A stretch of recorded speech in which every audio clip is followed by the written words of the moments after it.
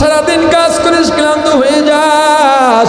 আমি আল্লাহ দিলাম রাত্র, দিলাম বিশ্রামের জন্যে, কিন্তু আমি আল্লাহ লা তাখুযুহু সিনাতুন ওয়ালা নাওম, আমি আল্লাহ ঘুমাই না, আমি আল্লাহকে তন্দ্রায় ধরতে পারে না।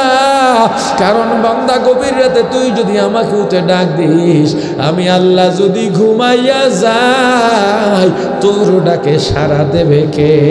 কিন্তু বান্দা গভীর রাতে ডাকলাম, তোকে পাইলাম না। ফজরে ডাকছি পাই নাই, যোহর আসর মাগরিব এশায় ডাকছি পাই নাই, ওয়াজে ডাকছি পাই নাই, চরমোনাই উজানি ডাকছি পাই নাই, টঙ্গীর ইস্তেমায় ডাকছি পাই নাই, রমজানের সাহারিতে ডাকছি পাই নাই, জিকির ইস্তেগফার দরুদে ডাকছি পাই নাই, তেলাওয়াতে ডাকছি পাই নাই। ওরে আল্লাহর গোলাম, তো ওলামায়ে কেরামের মজলিসে ডাকছি পাই নাই। বান্দারে তুই আজকে আমাকে ডাকিস, আমারও পাবি না, তোর জন্যে দরজা খোলা হবে না। তুমি ঘাবড়াইবা না, ঘাবড়াইবা না। আল্লাহর রহমতের দরজাটা ধইরা শক্ত কইরা বস, মনটারে নরম বানায়া দাও। গুনার জন্য ছোট হয়ে আল্লাহর দরবারে কান্নার মধ্যে কোনো লজ্জা নাই। একেবারে নিজের মিটাইয়া দাও আর বলো, আমার আল্লাহ,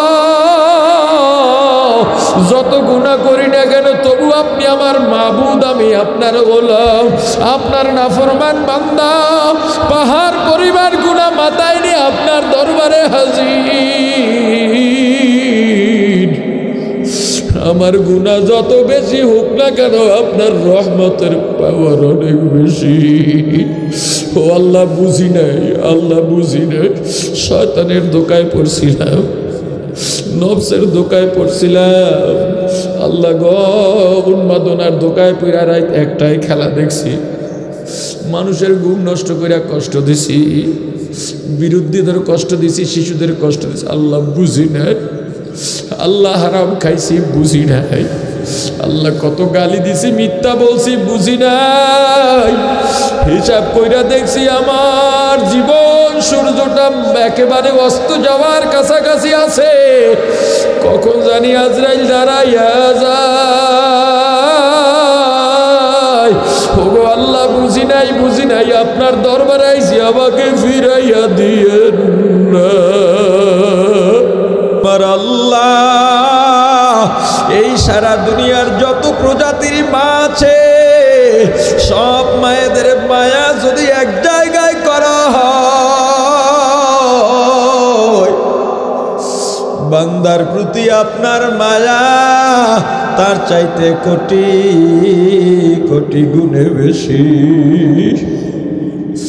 আল্লাহ গো, আপনার ছেলে নাই, মেয়ে নাই, মা নাই, বাবা নাই, আপনি কাউকে মা ডাকেন না, বাবা ডাকেন না, আপনাকেও কেউ মা ডাকে না, বাবা ডাকে না। এগুলো আপনার কাছে পছন্দ নয়। একমাত্র আদর করে বান্দা বানাইছে। আল্লাহ ডাক দিয়া বলেন, রে বান্দা, দূরে সইরা গেছস, আমি আল্লাহ গভীর রাতে প্রথম আসমানে আসছি। ফাতাহাজ্জাত ইলাইকা না ফাতাহাজ্জাত নাফিলাতাল লাক, বান্দা তোরে ডাকছি, আয় আয় একটু তাহাজ্জুদে দাঁড়া। এ বান্দা, তোরে এত মায়া করছি, দয়া করছি। বান্দারে, তোর মায়ের গর্ভের মধ্যে যখন তোর 8-9 মাস হয়ে গেছে, বান্দা তোর মা হাঁটতে পারে না, চলতে পারে না, হোঁচট খেয়া পড়ে গেলে পেটের মধ্যেই তোর মাথা তেতলে যাইতে পারতো, হাত পা ভেঙে যাইতে পারতো, কিন্তু তোর মা হোঁচট খেয়া পড়ে নাই কেন জানিস? তোর মাকে পাহারা দিয়েছি আমি আল্লাহ। তোর মা যখন প্রসব বেদনায় শুয়ে পড়ল, তোর মায়ের উপরে মনে হয়েছে আসমান ভেঙে পড়ছে, তোর মা বেহুশ হয়ে গেছে। চিকিৎসা বিজ্ঞানীরা বলে, একজন রোগী, একজন মানুষ যন্ত্রণা সহ্য করতে পারে 43 থেকে 45 ডিগ্রি, এর বেশি 1% 1 ডিগ্রি যন্ত্রণা হইলে মানুষ আর বাঁচে না। এই পৃথিবীতে 45 ডিগ্রির বেশি যন্ত্রণা নিয়ে কোনো মানুষ বাঁচতে পারছে এমন কোনো রেকর্ড দুনিয়ার মধ্যে নাই। কিন্তু একজন মা যখন সন্তান প্রসব করেন, ওই মায়ের যন্ত্রণার ডিগ্রি তাকে 52 থেকে 54। আরে চিকিৎসা বিজ্ঞানীরাও অবাক, এরপরে মানুষটা কেন বেঁচে থাকে, বাঁচার তো কথা না। আল্লাহ বলেন, ওরে বান্দা, তোর মাকে বাঁচায় রাখছি আমি আল্লাহ, কারণ তোর উপরে দয়া করে তোর মায়ের চাইতে তোকে এত আদর যত্ন করে আর কেউ মানুষ বানাইতে পারবে না। বান্দারে, তুই ছোট্ট শিশু, কান্না ছাড়া কোনো ভাষা নাই। ক্ষুধা লাগলো কাঁদিস, ব্যথা পাইলো কাঁদিস, মশায় কামড়াইলো কাঁদিস। তোর ভাই বোন বলতে পারে না, তোর খালা, তোর ফুফু, তোর মামা, তোর চাচা, এমনকি তোর বাবাও বলতে পারে না কখন কিসের জন্য কাঁদিস। কিন্তু তোর মা চিৎকারের সঙ্গে সঙ্গে বুঝতে পারে কেন কাঁদিস। এটা তোর মায়ের কারামতি নয়, বরং আমি আল্লাহ তোর উপরে দয়া করে মায়া করে তোর মায়ের ভিতরে একটা সেন্সর লাগাইয়া দিছি। কোন সময় কাঁদিস তোর মা বলতে পারে। ক্ষুধা লাগলে যখন কান্না শুরু করে তোর মা বলতে পারে ক্ষুধা লাগছে, খাবার দেয়। কারণ বান্দা, যদি আমি আল্লাহ সেন্সর না দিতাম, তোর প্রয়োজন তোর মা বুঝতো না। তুই এক সময় অসুস্থ হইয়া মারা যাইতে পারতি। ওরে আল্লাহর গোলাম, একটু পরীক্ষা করে দেখেন, বাড়িতে ছোট বাচ্চা রাত 3টায় ঘুম ভেঙে গেছে, কান্না শুরু করছে, আপনি ডাক দিয়া বললেন, এ বিবি কান্না বন্ধ করো, একটু দুধ দাও, একটু খাবার দাও। বিবি ডাক দিয়া বলে, ওর এখনো ক্ষুধা নাই। তাহলে কেন কাঁদে? বলে ফ্যানটা ছেড়ে দেন। ফ্যানটা ছেড়ে দিলেন, কান্না বন্ধ। আর একদিন আপনার বউয়ের পিছে পিছে সন্তান হামাগুড়ি খায় আর কান্দে, আপনি বলেন একটু খাওয়াইয়া দাও, কান্না বন্ধ করো। বলেন আজকে আর ক্ষুধা নাই, তাহলে কেন কান্দে? ওর একটু কোলে নেন। কোলে নিছেন, কান্না বন্ধ। আবার আর একদিন বাড়িতে ফিরছেন, সন্তান কাঁদে, কোলে নিছেন, কিন্তু কোলে নেওয়ার পরও কান্না বন্ধ হয় না। ফ্যান ছাইরা দিছেন, তবুও কান্না বন্ধ হয় না। এবার ছেলের মায় বলে, মেয়ের মা বলে, ওরে কিছু দিয়া থামানো যাবে না, একটু আমার কাছে দেন, খাওয়াইয়া দি। যখনই দুধ পান করাইয়া দেয়, কান্না বন্ধ। এবার আপনার সঙ্গে খেলাধুলা করে। আল্লাহ বলেন, এত মায়া করলাম, দয়া করলাম, বান্দারে আস্তে আস্তে হাড্ডি শক্ত বানাইলাম, মারি শক্ত বানাইলাম, দাঁত দিলাম, জবানে এত সুন্দর ভাষা দিলাম, আস্তে আস্তে আমি আল্লাহ যৌবন দিলাম, তুই আমারে যৌবন পাইয়াই ভুললি। ওরে বান্দা, সারাদিন কাজ করিস, ক্লান্ত হয়ে যাস, আমি আল্লাহ দিলাম রাত্র দিলাম বিশ্রামের জন্যে, কিন্তু আমি আল্লাহ লা তাখুযুহু সিনাতুন ওয়ালা নাওম, আমি আল্লাহ ঘুমাই না, আমি আল্লাহকে তন্দ্রায় ধরতে পারে না। কারণ বান্দা, গভীর রাতে তুই যদি আমাকে উঠে ডাক দিস, আমি আল্লাহ যদি ঘুমাইয়া যাই, তোর ডাকে সাড়া দেবে কে? কিন্তু বান্দা, গভীর রাতে ডাকলাম, তোকে পাইলাম না। ফজরে ডাকছি, পাই নাই। যোহর, আসর, মাগরিব, ইশায় ডাকছি, পাই নাই। ওয়াজে ডাকছি, পাই নাই। চরমোনাই উজানি ডাকছি, পাই নাই। টঙ্গীর ইস্তেমায় ডাকছি, পাই নাই। রমজানের সাহারিতে ডাকছি, পাই নাই। জিকির, ইস্তেগফার, দরুদে ডাকছি, পাই নাই। তেলাওয়াতে ডাকছি, পাই নাই। ওরে আল্লাহর গোলাম, তো ওলামায়ে কেরামের মজলিসে ডাকছি, পাই নাই। বান্দারে, তুই আজকে আমাকে ডাকিস, আমারও পাবি না, তোর জন্যে দরজা খোলা হবে না। তুমি ঘাবড়াইবা না, ঘাবড়াইবা না। আল্লাহর রহমতের দরজাটা ধইরা শক্ত কইরা বস, মনটারে নরম বানাইয়া দাও। গুনার জন্য ছোট হয়ে আল্লাহর দরবারে কান্নার মধ্যে কোনো লজ্জা নাই। একেবারে নিজেরই মিটাইয়া দাও আর বলো, আমার আল্লাহ, যত গুনাহ করি না কেন, তবু আপনি আমার মাবুদ, আমি আপনার গোলাম, আপনার নাফরমান বান্দা। পাহাড় পরিমাণ গুনাহ মাথায় নিয়ে আপনার দরবারে হাজির। আমার গুনাহ যত বেশি হোক না কেন, আপনার রহমতের পাওয়ার অনেক বেশি।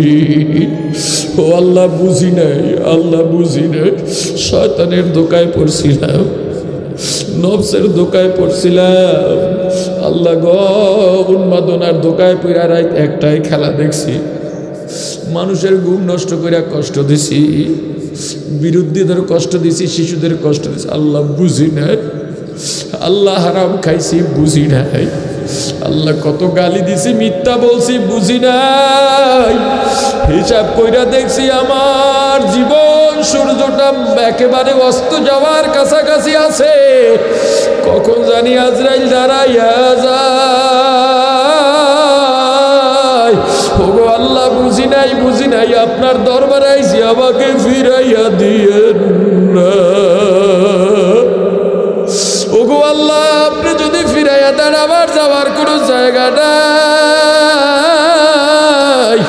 আল্লাহ গো আমাকে ফিরাইয়েন না, আপনি ছাড়া আমার আর কেউ নাই, আপনি ছাড়া আমার যাওয়ার জায়গা নাই। তোনে কুকারিউ মাবদ কর দাইম জুরমে বে আন্দাজা বে হদ কর দাইম।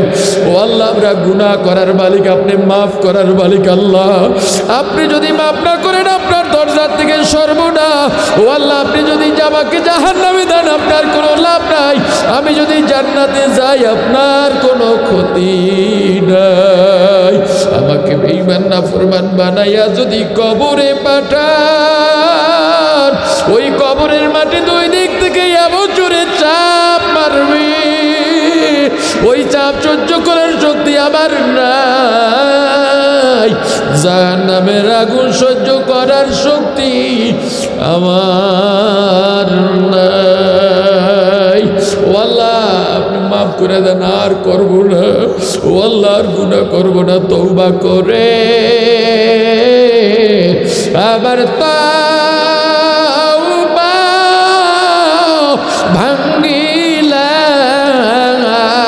ভাঙিলাম, অবশেষে খাঁটি তওবা করিলাম, অবশেষে খাঁটি তওবা করিলাম। আল্লাহর দরজাটা শক্ত করে ধরে বান্দা, মাথায় একটাই রাখবা, আমি গোলাম, আপনি আমার মাবুদ।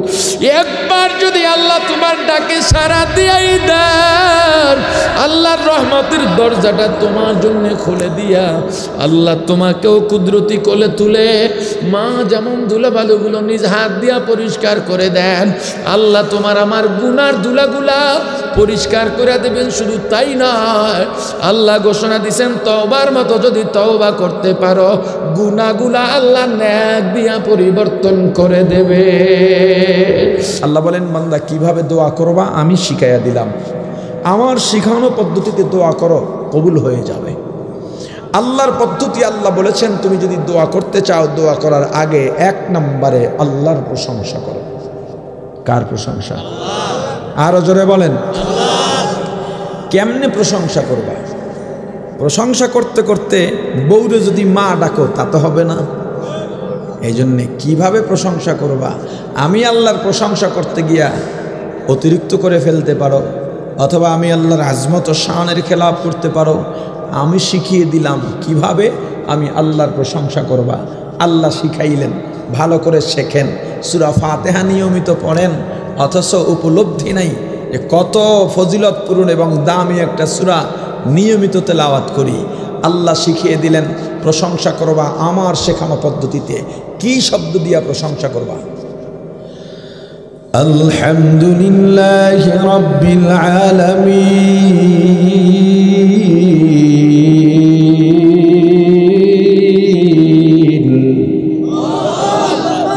সমস্ত প্রশংসা কার? আওয়াজ দিয়া বলেন, সমস্ত প্রশংসা কার? এমন আল্লাহ যিনি সমগ্র জগতের প্রতিপালক। বান্দারে তুমি প্রশংসা করো বা দোয়া করতে চাও, আমি আল্লাহ শিখিয়ে দিলাম। দোয়া করার পূর্বে 1 নম্বরে আমি আল্লাহর প্রশংসা করবা। কি দিয়া প্রশংসা করবা তাও আমি আল্লাহ শিখাইলাম। আলহামদুলিল্লাহি রাব্বিল আলামিন। সমস্ত প্রশংসা আল্লাহর জন্য যিনি সমগ্র জগতের প্রতিপালক। প্রশংসা করার নিয়ম পদ্ধতি আছে না নাই? এখন তো বললাম সমস্ত প্রশংসা আল্লাহর। আপনার ভিতরে প্রশ্ন জাগতে পারে, তাহলে শিল্পীর কণ্ঠ যদি ভালো হয় শিল্পীর প্রশংসা করি, আল্লাহর প্রশংসা তো করলাম না। আম কাঁঠাল যদি মিষ্টি হয়, আম কাঁঠালের প্রশংসা করি, আল্লাহর তো প্রশংসা করলাম না। আমটা ভারী মিষ্টি, কাঁঠালটা ভারী মজা। শিল্পীর কণ্ঠ বড় সুন্দর, এইভাবে প্রশংসা না করে প্রশংসা করো। কণ্ঠ যেহেতু শিল্পী নিজে বানায় নাই, তুমি প্রশংসা করো এই শিল্পীর কণ্ঠ আল্লাহ কত সুন্দর বানিয়েছেন। শিল্পীকেও টানা হলো, প্রশংসাটাও কার হলো? কাঁঠালটা আল্লাহ কত সুস্বাদু করেছেন। আমে তো মিষ্টি, আমের মধ্যে আল্লাহ কত মিষ্টতা দিয়েছেন। তোমার তোমার মেধা এত ভালো, এটা না বলে তুমি বলো তোমাকে আল্লাহ কত সুন্দর একটা মেধা দিয়েছেন, তোমার হাতের লেখা এত সুন্দর, এটা বলো না, বলো তোমাকে আল্লাহ কত সুন্দর লেখার তৌফিক দিয়েছেন, তোমার বিবি কত সুন্দরী, কত গুণবতী, এটা না বলে তুমি বলো আল্লাহ তোমাকে সুন্দরী গুণবতী স্ত্রী মিলিয়েছেন, আল্লাহ তোমাকে কত ইলম দান করেছেন। মুসলমান ইমানদার, দুনিয়ার যা কিছু হোক না কেন, আমার যত কৃতিত্ব, আমার যত মেধা, আমার যত অর্জন, সব কিছুর পিছনে আমাকে কে এগুলো দান দয়া করেছে। বিপদে থাকলেও প্রশংসা হবে কার? অসুস্থতা থাকলেও প্রশংসা হবে কার? তুমি চিন্তা করো, আমি একটা মুদি দোকান দিলাম, আরে আমি কেন বড় একটা কোম্পানি করতে পারলাম না? আরে মিয়া, এটা চিন্তা করো, তুমি যে দোকান দিছো না, এটা দেখেও অনেকে আফসোস করে কত ভালো আছে। এটা ভাবো, তোমাকে দেখেও অনেকে চিন্তা করে তুমি কত ভালো আছো। প্রাণের ভাই, সর্বাবস্থায় প্রশংসা হবে কার? আওয়াজ দিয়া বলেন। এক যুবতী নারী আবেদা সালেহা জাহেদা, আল্লাহর সঙ্গে এত সম্পর্ক, আপনি আল্লাহর কাছে যত পৌঁছতে চাইবেন, আপনার প্রতি আল্লাহর পরীক্ষাও তত কঠিন হবে। যত কাছে যাইবেন আল্লাহ তত ঝালাই করবে।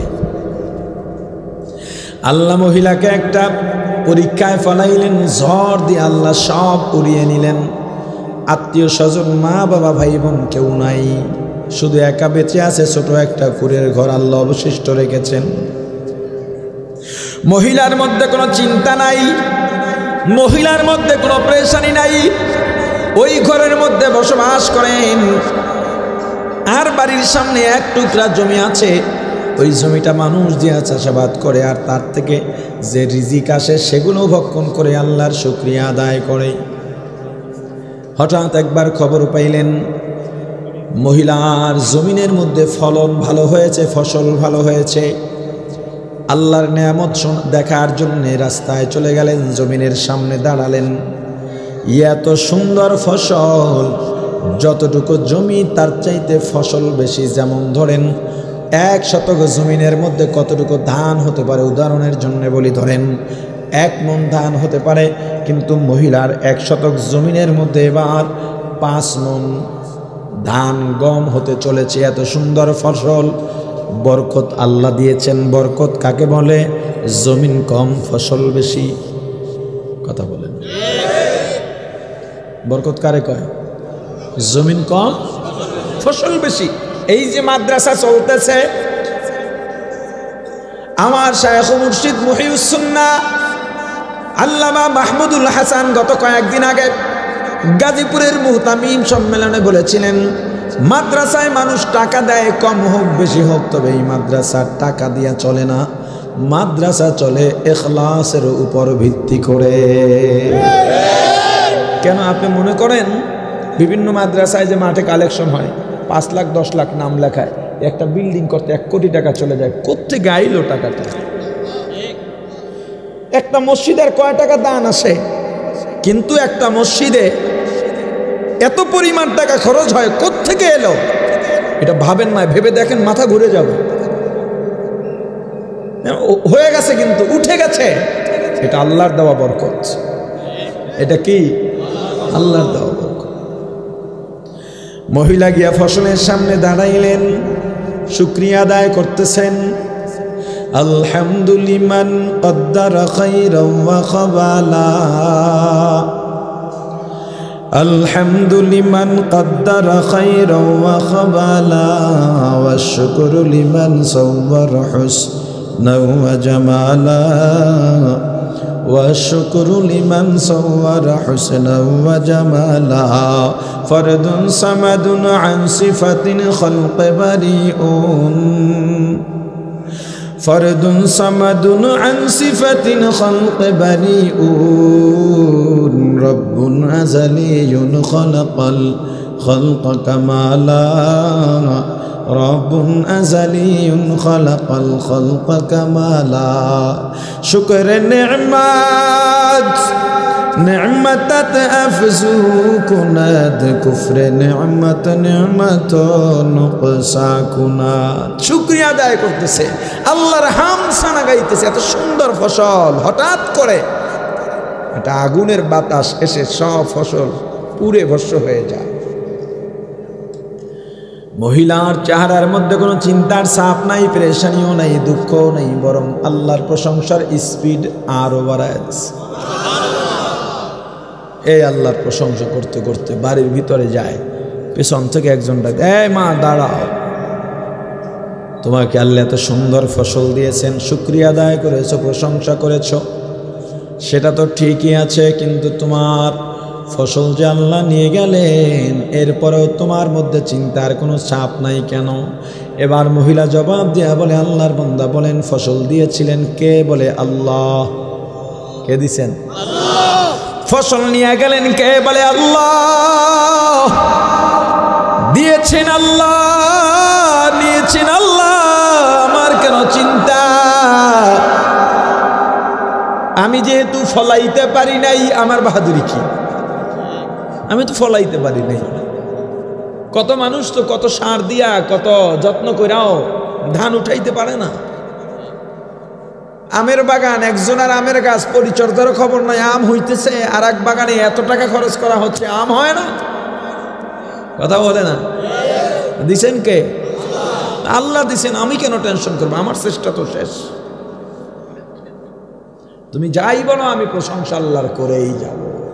হামদে বেহাদ মর খোদায়ে পাক রা আকে ইমাদাদে মুশতে খাকে রা আকে দর আ দমদমিদ উরুহ রা দাদা আজ তুফান জাতু রুহ রা।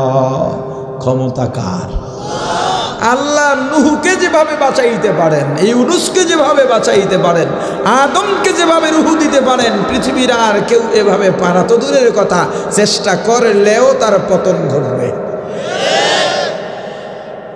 এজন্যই পৃথিবীতে অনেক কিছু দেখেন না। ছোট্ট একটা বিষয় বলি, কুমড়ার আটি মাটির মধ্যে রেখে দিলে কয়দিন পরে দুইটা সবুজ পাতা ওঠে, ওঠে না?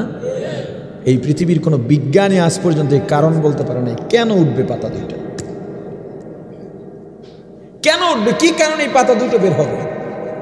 পাতা ওঠার পরে সে চেক করে বলতে পারে এটা এখন কি ওষুধ লাগবে, কি ভিটামিন লাগবে, কিন্তু পাতা দুইটা কেন উঠলো এটা বলতে পারে না।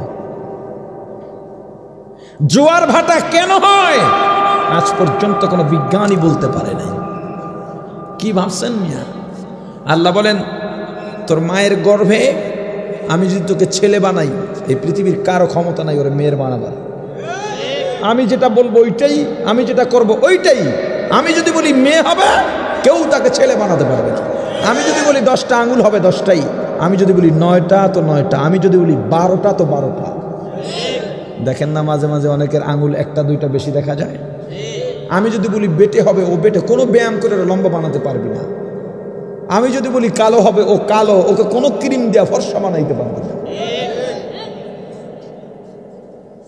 দিছেন আল্লাহ, নিছেন আল্লাহ, আমার এত টেনশন কিসের?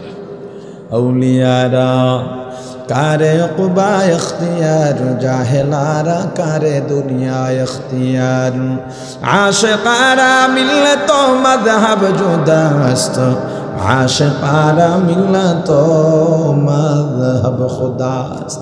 আল্লাহর বান্দা ডাক দিয়া বলে, মাগো বুঝলাম, কিন্তু আগামীকাল কি খাইবা তাও চিন্তা কি তোমার নাই? এবার মহিলা ডাক দিয়ে বলে, আল্লাহর গোলাম বলেন আমার রিজিকের মালিক কে? বলে আল্লাহ। আমার রিজিকের মালিক যদি আল্লাহ হয়, তাহলে আগামীকাল কি খাবো এই চিন্তাও আল্লাহর। আল্লাহর মতো সত্তার এত বড় চিন্তা আমার মতো ক্ষুদ্র মাখলুকের মাথায় কেন ঢুকাবা? ঈমান, ঈমান। ও হাজী সাহেব, আমার বাবা নির্বাচন করেছিলেন, নির্বাচনে একজন কি জানি লাগে, প্রার্থী হওয়ার ক্ষেত্রে সমর্থনকারী, ওটা নির্বাচনী একটা শব্দ আছে। এই সমর্থনকারী যে সে ঋণ খেলাপি হতে পারবে না, মানে ব্যাংকের থেকে লোন নামানো ব্যক্তি হতে পারবে না, অথবা নামাইছে ঋণ শোধ করে দিছে। তা আব্বা চিন্তা করলেন কারে দেবে? ঋণ খেলাপি একজন মানুষ লাগে না?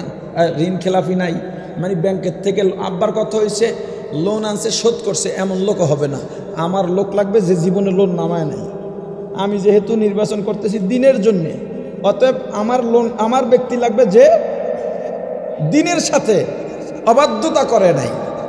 শেষ পর্যন্ত সিলেক্ট করছে আমাগো ইউনিয়নের অমুক, এই পাগড়ি টাগড়ি পরাই থাকে সব সময়, এরে দেওয়া যায়। এরে ডাকছে, আপনার সমর্থনকারী হতো। আমার একটু সমস্যা আছে। কি সমস্যা? কিছু কিস্তি বাকি আছে। ইমান, রিজিকের ইমান বড় শক্ত ইমান। এই রিজিকের ক্ষেত্রে সব বিশ্বাস, সব দরবেশ কাবু হয়ে যায়। যান ফেনী শহরে হাজি সাহেবের দোকানে যান, গেঞ্জির দোকানে। গেঞ্জি একটু ছোট হয়েছে, হাজি সাহেব কইব ধুইলে সাইডা দিব, টেনশন করো না। ওই একই দোকানে আর একজন গেছে, এবার গেঞ্জি একটু বড় হয়েছে, হাজি সাহেবের বক্তব্য পাল্টে গেছে। এবার হাজি সাহেব কয় ধুইলে একটু খাওয়াসবে। অর্থের কাছে মানুষের ইমান বিক্রি হয়ে যায়। আল্লাহ যদি চান আগামীকাল আমারে খাওয়াবেন, তাতে এই ফসল দিয়া হবে। কেমনে যে আল্লাহ খাওয়াইবেন আল্লাহই ভালো জানেন। আর আল্লাহ যদি চান খাওয়াইবেন না, সারা দুনিয়ার মালিক হইলেও খাওয়া যাবে। ছোট্ট একটা গল্প বলি, হতে পারে কল্প কাহিনীর গল্প, অথবা বর্ণনাকারীর বলার মধ্যেও সমস্যা থাকতে পারে, তবে ঘটনাটা শিক্ষণীয়। এখানে একটা বিষয় আমি আপনাদেরকে ক্লিয়ার করে দিচ্ছি, এই জবাবটা বিশেষ করে ইমাম সাহেবরা মাথায় রাখবেন। আমাদের লামাযহাবী ভাইয়েরা এই বর্তমান সমাজের যুবকদের মাথায় একটা স্লোগান ঢুকাইয়া দিছে, শুধুমাত্র ওলামায়ে কেরামকে ঠেক দেওয়ার জন্য। স্লোগানটা হলো কেচ্ছা কাহিনী বাদ দেন, কোরআন হাদিস দিয়ে বয়ান করেন। কথাটা কত চমৎকার, কত চমৎকার কথাটা। কেচ্ছা কাহিনী বাদ দেন, কোরআন হাদিস দিয়ে বয়ান করেন। এর মানে, এর পেছনে যে কত বড় ষড়যন্ত্র আপনি কল্পনাও করতে পারবেন। কেচ্ছা কাহিনী ছাড়া মানুষকে দিন মানার ব্যাপারে উদ্বুদ্ধ করা যায় না। বানানো কথা বলবো না। নূরপুর মাদ্রাসা ওলামায়ে কেরাম এখানে ভরা আছেন। আমি তাদের এমন এখানে ওলামায়ে কেরাম আছেন যাদের কাছে পড়লে ছাত্র হতাম, অতএব তারা আমাকে শাসন করার অধিকার রাখেন। ভালো করে শোনেন বিষয়টা, বোঝার আগে বলেন পবিত্র কোরআনুল কারিমে আয়াত সংখ্যা কত? 6666। এটা অধিকাংশ মুফাসসিরের গণনার মত, তবে কম বেশি মতামত আছে। এখনও আপনি 6666 আয়াত গুনলে পাবেন না, কারণ আমরা গুনি আয়াত থেকে আয়াত, নাম্বার থেকে নাম্বার। এর মাঝেও আয়াত আছে, কোথাও তয়ে আয়াত আছে, জিমে আয়াত আছে, মিমে আয়াত আছে, এটা আমরা জানি না। যাই হোক, আমি আলোচনা বোঝাবার জন্যে আমি ধরে নিলাম কোরআনে 6500, 6500 আয়াত আছে ধরে নিলাম। কম বেশি তো যা আছে আছে, হিসাব সহজের জন্য ধরে নিলাম কত আয়াত। আপনাদের সাথে কথা ছিল, জোরে জবাব দেবেন। কত আয়াত? 6500 আয়াত আছে। এই 6500 আয়াতের মধ্যে 500 আয়াত আদেশ নিষেধের। 500 আয়াত মানে শরীয়তের হুকুম বার্তানো আয়াত কয়টা? 500টা। বাকি থাকে কত আয়াত? এই 6000 আয়াত 500 গুণে কত হয়? 12। আর বুঝেন না? 500 দিয়ে 6000 গুণ দিলে কত হয়? 12। 500 আয়াত শরীয়ত প্রতিষ্ঠার আয়াত, বিধানের আয়াত, আদেশ নিষেধের আয়াত, যেটা বোঝেন। এই 500 আয়াতের পরে বাকি 12 গুণ আয়াত হলো এই 500 আয়াত মানার ক্ষেত্রে, না মানার ক্ষেত্রে বয়ান। এই 500 আয়াত যেন তুমি মানো, এজন্য আল্লাহ বয়ান করেছেন। যে কথার কথা আল্লাহ বলেছেন নামাজ ছাইরো না, নামাজ পড়ো, নামাজ পড়ো। ওয়ারকাউ মা'আর রাকিঈন, রুকুকারীদের সাথে রুকু করো, সেজদাওয়ালাদের সাথে সেজদা দাও। মানে নামাজ আদায় করো, নামাজ পড়ো। এই একটা আয়াত বলে 12 গুণ বয়ান করছেন এই আয়াতের পক্ষে। এবান্দা নামাজ পড়, না পড়লে এইটা, পড়লে এই পুরস্কার, এইভাবে বয়ান করছেন কয় গুণ? তাহলে বয়ানের দাম বেশি, বয়ানের গুরুত্ব আছে না নাই? এখন আল্লাহ কোন পদ্ধতিতে বয়ান করলেন? কোন পদ্ধতিতে বয়ান করলেন? কোরআনের এমন কোন সূরা নাই যেই সূরার মধ্যে কোনো না কোনো ঘটনা নাই, কিসসা কাহিনী নেই। আল্লাহ বয়ানের পদ্ধতি বেছে নিয়েছেন কিসসা কাহিনীর মাধ্যমে। এই কথা বুঝছেন? আল্লাহ কোরআনের বয়ানের পদ্ধতি কি নিয়েছেন? কিসসা কাহিনী আছে, জাহান্নামের ভয় আছে, জান্নাতের আশা আছে, আল্লাহর রূপের কথা আছে, তার কিয়ামতে কি কি রূপ হবে আল্লাহর ভয়ের কথা আছে, আল্লাহর গুসার কথা আছে, আল্লাহর কি বলে মাগফিরাতের কথা আছে, আল্লাহর দয়ার কথা আছে, আমার রাসূলের আদর্শের কথা আছে, উলসিরাতের ভয় আছে, জাহান্নামের ভয় আছে, সাপের ভয় আছে, আগুনের ভয় আছে, উইজের ভয় আছে, আবার জান্নাতের আশা আছে, ফলের আশা আছে, আল্লাহর দিদারের আশা আছে, আবার কিসসা কাহিনীও আছে। এই পদ্ধতি কার? জোরে বলেন। কারণ পূর্ববর্তীদের ঘটনা বর্তমানের জন্য শিক্ষণীয় এবং মানুষ এগুলো বেশি আগ্রহ করে শোনে। এমনকি রাসূলকে পর্যন্ত আল্লাহ অতীতের ঘটনা বলে বলে সান্ত্বনা দিয়েছেন, উদ্বুদ্ধ করেছেন, শিক্ষা দিয়েছেন। আপনি সেই বললেন কিসসা কাহিনী বাদ দেন, আমার আল্লাহর বয়ানের পদ্ধতিতে কিসসা কাহিনী আছে। এখন আপনারা একটা প্রশ্ন, তো কিসসা কাহিনী কি উদ্ভট কইব? এখানে একটা কথা আছে যে আপনারা তাহলে কোরআন হাদিসের কিসসাই তো বলতে পারেন, অন্য কিসসা বলেন কেন? এটার জবাব নেন। কোরআন নাজিল হওয়া একটা জায়গায় শেষ হয়ে গেছে, আল ইয়াউমা আকমালতু লাকুম দীনাকুম ওয়া আতমামতু আলাইকুম নি'মাতি ওয়া রাদিতু লাকুমুল ইসলাম দীনা। এখানেই দিন এরপরও একটা আয়াত বা সূরা নাজিল হয়েছে, কিন্তু এখানেই আল্লাহ স্টপ করে দিলেন, আমার রাসূলকে বলে দিলেন আপনার দ্বারা ইসলামের আর কোনো কাজ বাকি নেই। জান্নাতে যাওয়ার জন্যে, জাহান্নাম থেকে মুক্তি পাওয়ার জন্যে যত যা দরকার সব আমি আল্লাহ পূরণ করে দিয়েছি। আচ্ছা, কোরআন আর নাজিল হবে, রাসূল আর আসবেন, তাহলে কোরআন নাজিল শেষ, এরপরে আর কোনো অলৌকিক কিংবা আর কোনো ঘটনা ঘটতে পারে কিনা?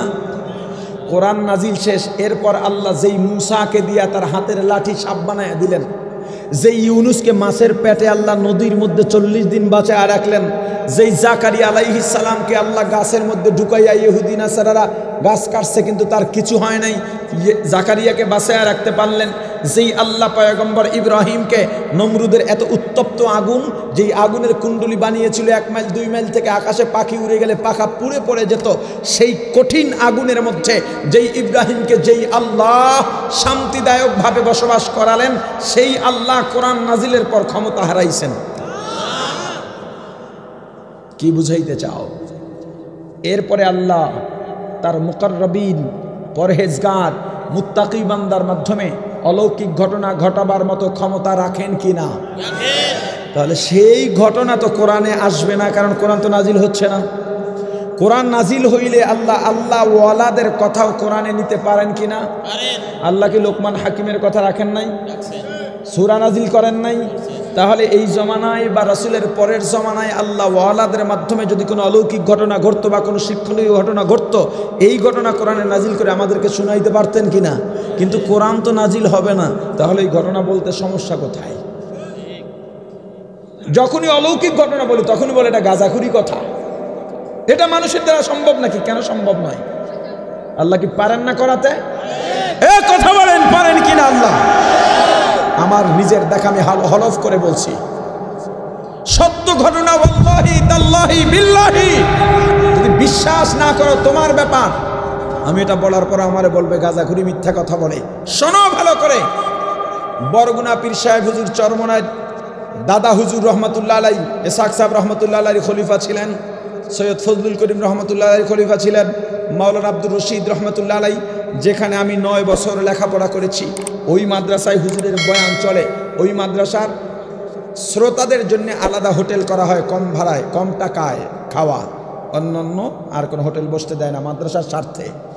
তাই বুঝেন, যেখানে 5-10 হাজার মানুষ খানা খায় যেই হোটেলে, এই রান্নাটা কত বড় চুলায় হতে পারে, এই ভাত যেই ড্যাগে বসায় সেই ড্যাগটা কত বড় হতে পারে। হুজুর বয়ান করতেছেন, একজন আল্লাহর বান্দা দৌড়াইয়া ওই পানির কাছে চলে গেছেন, পানি টকবক করে ফুটতেছে, মগ দিয়া পানি উঠায় আর গায়ের মধ্যে ঢালে আর আল্লাহ আল্লাহ জিকির করে। শত শত মানুষের দেখা ঘটনা, এটা কি জাদু দিয়া সম্ভব? কথা বলেন না রে ভাই। এরপরে ড্যাগের পানি সব শেষ, এই ড্যাগ সরাইয়া এখন চুলার ভিতরে লাফায় আগুনের মধ্যে আর আল্লাহ আল্লাহ জিকির করে। এই বান্দার কিচ্ছু হলো না। আল্লাহ বলছেন বান্দা যখন আমার হয়ে যায় তখন বান্দার হাত আমার হাত হয়ে যায়। এটা নাই কোরআনে? হ্যাঁ, ইয়াদুন ইয়াদুল্লাহ, আইনুন আইনুল্লাহ। বান্দার চোখ আল্লাহর চোখ হয়ে যায়, তার মানে আল্লাহর হাত আছে। কথা বলে না, আল্লাহর হাত আছে।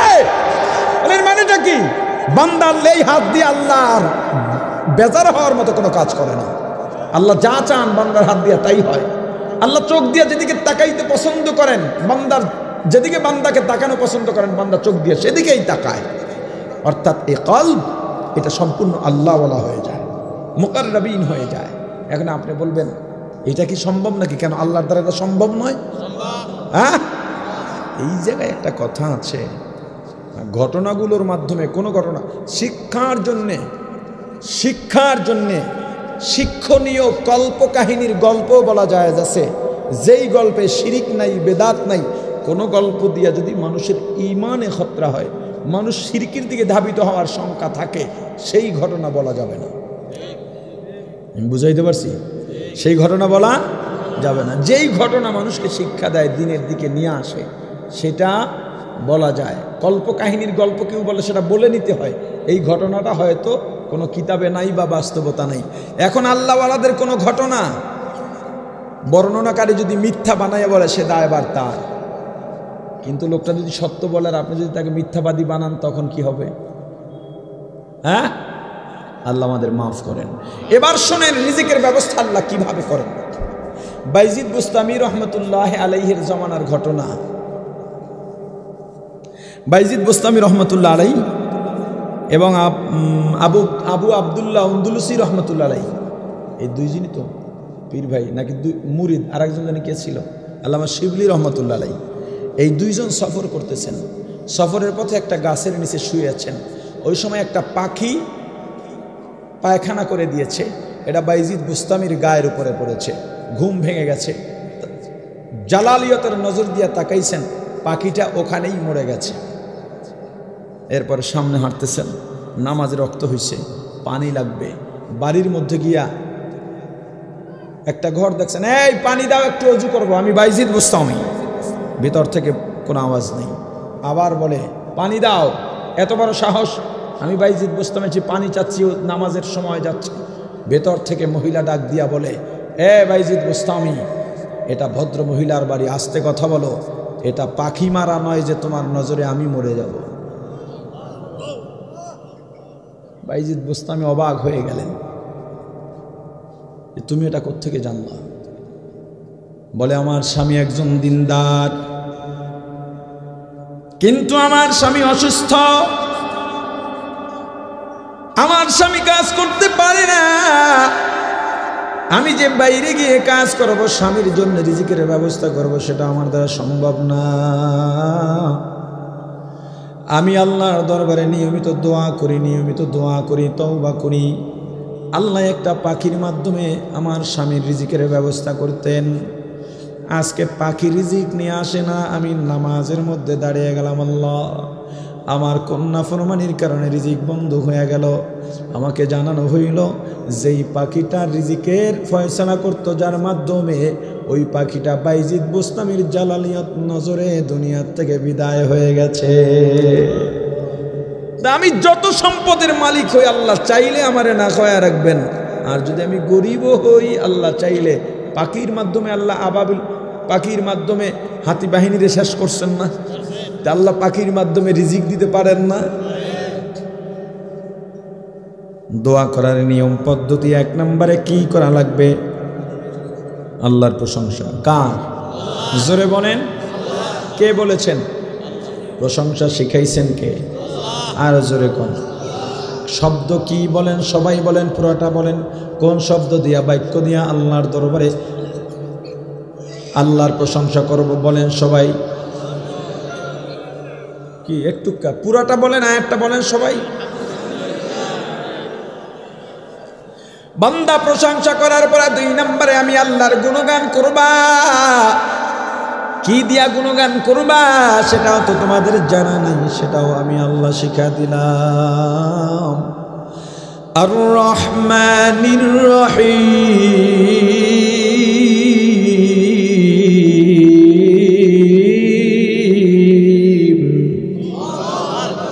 अल्लाह अल्लाह क्या मुबारक नाम है, अल्लाह अल्लाह आशिकों का काम है।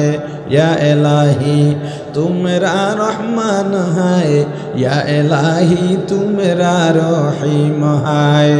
ওরে বান্দা আমি আল্লাহর গুণগান করবা, কি দিয়া করবা তাও তো তোমাদের জানা নাই, আমি আল্লাহ সেটাও শিখা দিলাম। আর রহমানির রহিম, রহমান শব্দের অর্থ দয়া, রহিম শব্দের অর্থ দয়া। 2টা দয়া আল্লাহ এক জায়গায় কেন আনলেন? 2টা দয়া, একটা হলো আম আর একটা হলো খাস, একটা হলো সাধারণ আর একটা হলো নির্দিষ্ট, একটা হলো দুনিয়ার আর একটা হলো পরকালের। দুনিয়ার দয়া আল্লাহ সবার জন্য করবেন, কাফির নাই, মুশরিক নাই, ছোট নাই, বড় নাই, মুসলিম নাই, অমুসলিম নাই, সবাইকে আল্লাহ দয়া করবেন, সবাইকে আল্লাহ রিজিক দিবেন, সবাইকে আল্লাহ প্রতিপত্তি দিবেন।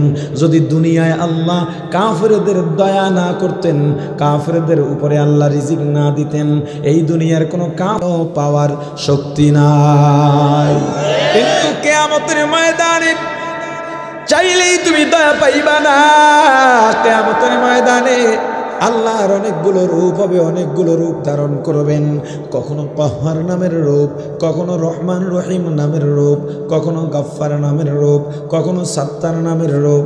আল্লাহর দরবারে সবসময় দোয়া করবা, দোয়া করবা, ওগো আমার আল্লাহ, কিয়ামতের ময়দানে আমাদেরকে আপনার কহ্হার রূপের সামনে দাঁড় করায়েন না।